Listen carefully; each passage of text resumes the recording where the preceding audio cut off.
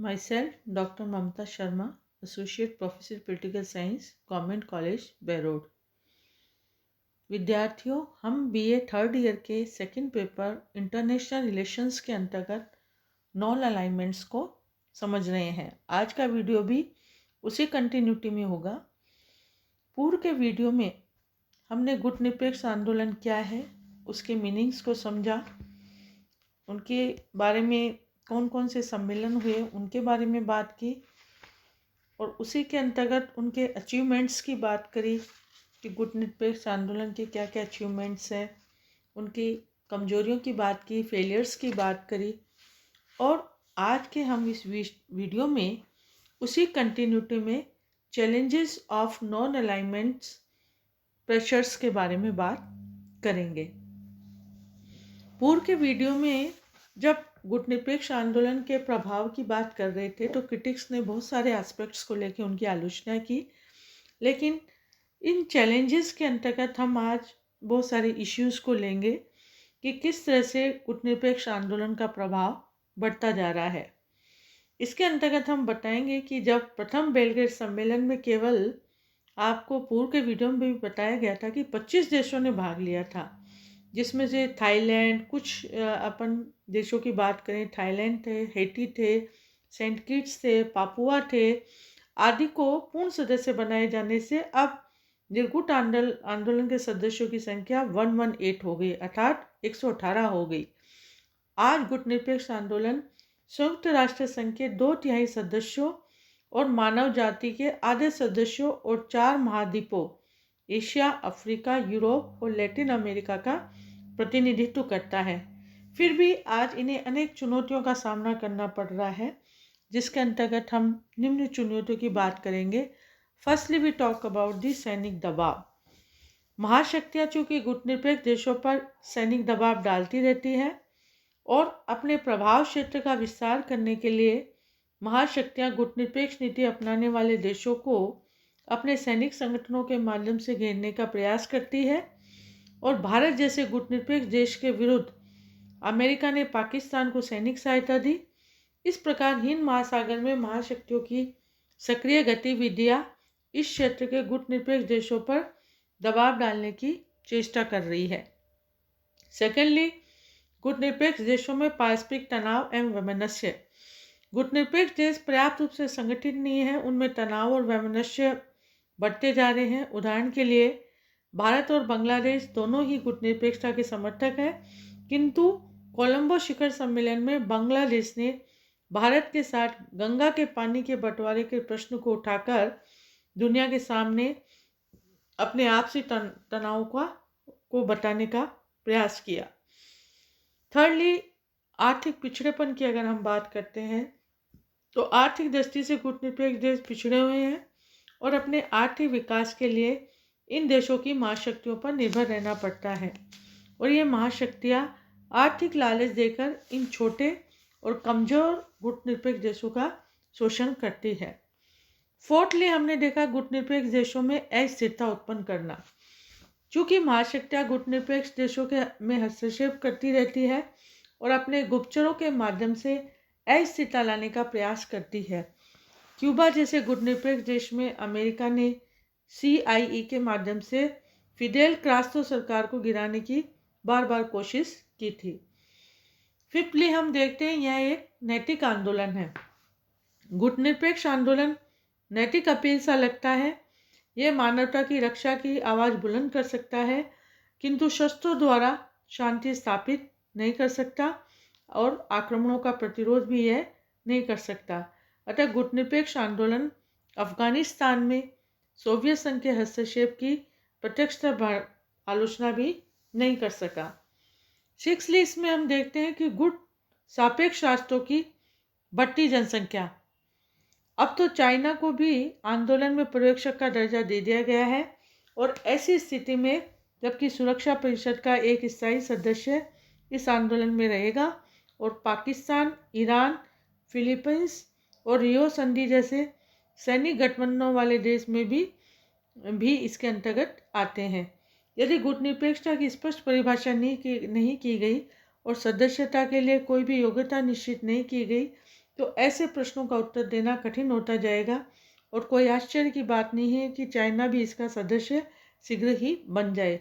इस तरह से हम देखते हैं कि इस तरह की चुनौतियाँ गुटनिरपेक्ष आंदोलन की देखने को मिलती है। तत्पश्चात हम देखेंगे गुटनिरपेक्षता की dynamism and new trend, the non alignment dynamism and new trends, कि इसकी गतिशीलता और नूतन प्रवृत्तियों के अंतर्गत हम किन किन बातों को शामिल करेंगे। गुटनिरपेक्षता की नीति समय के साथ अधिकाधिक सक्रिय हुई, गतिशील बनी और व्यावहारिक बनती जा रही है। प्रारंभ में इस नीति में नैतिकता और आदर्शवाद का पुट अधिक था, लेकिन गुटनिरपेक्ष देश अब यह अच्छी तरह समझने लग गए थे कि कोई भी नीति तभी सार्थक होती है जबकि यथार्थवाद के धरातल पर इसे उतारा जाए। अतः गुटनिरपेक्षता की गतिशीलता के अंतर्गत हम निम्न बातों को शामिल करते हैं। सबसे पहले आज फसली कि आज की गुटनिरपेक्षता अपने पुराने स्वरूप से इसलिए भिन्न और गतिशील है कि अब गुटनिरपेक्षता के अंतर्गत यह बात संभव मानी जाने लगी है कि यदि किसी गुटनिरपेक्ष राष्ट्र में सोवियत संघ, चाइना अथवा अमेरिका के साथ विशेष संबंध हो और यदि फिर भी वह राष्ट्र स्वतंत्र विदेश नीति का अनुसरण करता हो तो उसे गुटनिरपेक्ष माना जाएगा। सेकेंडली, उन्होंने बात की है कि ऐसी स्थिति उत्पन्न होती जा रही है कि सैनिक गुट से अलग रहना गुटनिरपेक्षता का अनिवार्य तत्व नहीं है। लैटिन अमेरिका के अनेक देश और रियो संधि के सदस्य होने के बावजूद भी गुटनिरपेक्ष कहलाते हैं। थर्डली, हमने देखा आजकल गुटनिरपेक्ष आंदोलन नव उपनिवेशवादी प्रवृत्तियों का पर्दाफाश करने में लगे हुए हैं। एंड फोर्थली, हमने देखा है कि गुटनिरपेक्ष आंदोलन एक राजनीतिक आंदोलन से आर्थिक आंदोलन का रूप धारण करता जा रहा है और गुटनिरपेक्ष राष्ट्र नई अंतर्राष्ट्रीय आर्थिक व्यवस्था की मांग कर रहे हैं। इस तरह से गुटनिरपेक्षता गतिशीलता और नूतन प्रवृत्तियों की ओर अग्रसर हो रही है। तत्पश्चात हम देखेंगे the future of non alignment and relevancy, कि गुटनिरपेक्ष आंदोलन जो है उनका क्या भविष्य है और ये कहाँ तक प्रासंगिक है। गुटनिरपेक्षता विश्व राजनीति में राष्ट्रों के लिए एक नए विकल्प के रूप में निश्चय ही स्थायी रूप धारण कर चुकी है। इसने विशेषतः राष्ट्रीय समाज के छोटे छोटे और अपेक्षाकृत कमजोर सदस्यों के संदर्भ में राष्ट्रों की स्वतंत्रता और समता को बनाए रखने में योग दिया है। इसने विश्व के पूर्ण ध्रुवीकरण को रोककर विचारागत शिविरों के विस्तार का और प्रभाव को संयत करके तथा गुटों के अंदर भी स्वतंत्रता की शक्तियों को प्रोत्साहन दिया है और अंतर्राष्ट्रीय शांति और सुरक्षा बनाए रखने में महत्वपूर्ण योगदान इनके द्वारा दिया गया है। आज संयुक्त राष्ट्र संघ के 2/3 देश गुटनिरपेक्षता के दायरे में आ चुके हैं और संयुक्त राष्ट्र संघ के विभिन्न मंचों से गुटनिरपेक्ष राष्ट्रों ने विश्व शांति, उपनिवेशवाद के अंत, परमाणु अस्त्रों पर रोक, निशस्त्रीकरण, हिंद महासागर को शांति क्षेत्र घोषित करना और नई अंतर्राष्ट्रीय आर्थिक व्यवस्था के निर्माण आदि विषयों पर संगठित रूप से कार्यवाही भी की है और सफलता भी हासिल की है। परंतु फिर भी यहाँ पर यह प्रश्न किया जाता है कि आज गुटनिरपेक्षता का क्या औचित्य रह गया है। अतः गुटनिरपेक्षता की सार्थकता द्वितीय विश्व युद्ध के बाद शीत युद्ध के वातावरण में तो थी, किंतु पिछले 15 से 20 वर्षों में अंतर्राष्ट्रीय राजनीति में बहुत सारे परिवर्तन हुए हैं, जिसके अंतर्गत शीत युद्ध का अंत हो चुका है, सोवियत संघ का विघटन हो चुका है और पूर्वी यूरोप के देशों में साम्यवाद को भी दफनाया जा चुका है। इस तरह से और जर्मनी का इसके अंतर्गत एकीकरण भी हो चुका है। इस तरह के बहुत सारे है जिसके कारण गुटनिरपेक्षता की औचित्यता बनी हुई है। अतः आज हम निम्न क्षेत्रों में गुटनिरपेक्षता की प्रासंगिकता हमें देखने को नजर आती है, जिसके अंतर्गत हम नंबर 1 पे लेंगे नई अंतर्राष्ट्रीय व्यवस्था की पुरजोर मांग करना, आणविक निशस्त्रीकरण के लिए दबाव बनाना, दक्षिण सहयोग को प्रोत्साहन देना, एक ध्रुवीय विश्व व्यवस्था में अमेरिकी जो दादागिरी है उसका विरोध करना और नव औपनिवेशिक शोषण का विरोध किया जाना और संयुक्त राष्ट्र संघ के पुनर्गठन के लिए दबाव डालने जैसी बातें इसके अंतर्गत ली गई है। संक्षेप में हम कहेंगे कि विकासशील देशों के बीच आपसी सहयोग बढ़ाने की दिशा में यदि कोई ठोस कदम नहीं उठाया गया तो गुटनिरपेक्ष आंदोलन का अस्तित्व अधिक समय तक नहीं रह पाएगा, विशेषकर ऐसे में जबकि शीत युद्ध की समाप्ति के बाद इनके सामने कोई राजनीतिक उद्देश्य नहीं रह गया हो। इस तरह से हम देखते हैं कि गुटनिरपेक्षता क्या क्या फ्यूचर है और क्या इसकी प्रासंगिकता है।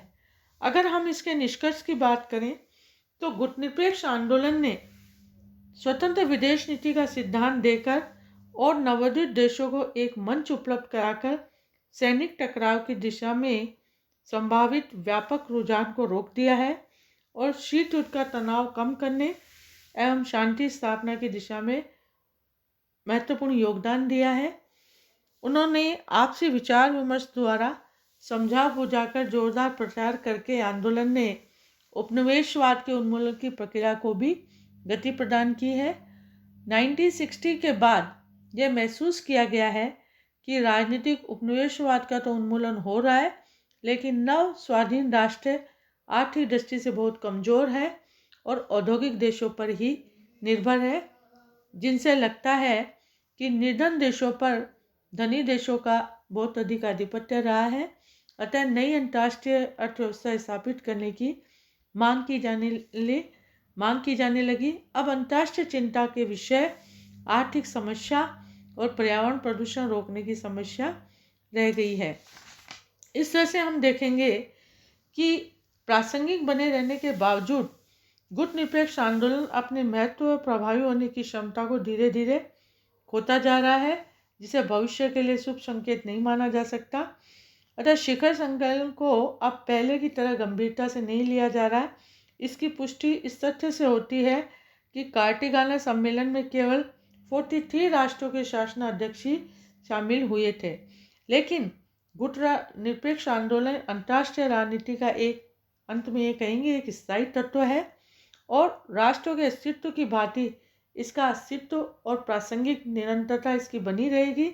इसका मूल कारण यह है कि गुटनिरपेक्षता का संबंध विकासशील राष्ट्रों की स्वतंत्रता, उनकी अक्षुण्णता बनाए रखने की आवश्यकता और विकास से है, न कि शीत युद्ध या उसकी समाप्ति अथवा गुटबंधता।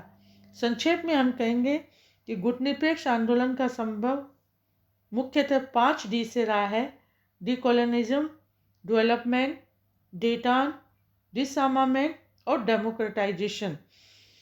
इस तरह से और अशांत और अस्त्र शस्त्रों से सुसज्जित विश्व में ये एक सेफ्टी वॉल्व की तरह कार्य करेगा, एक सुरक्षा नली के रूप में कार्य करेगा।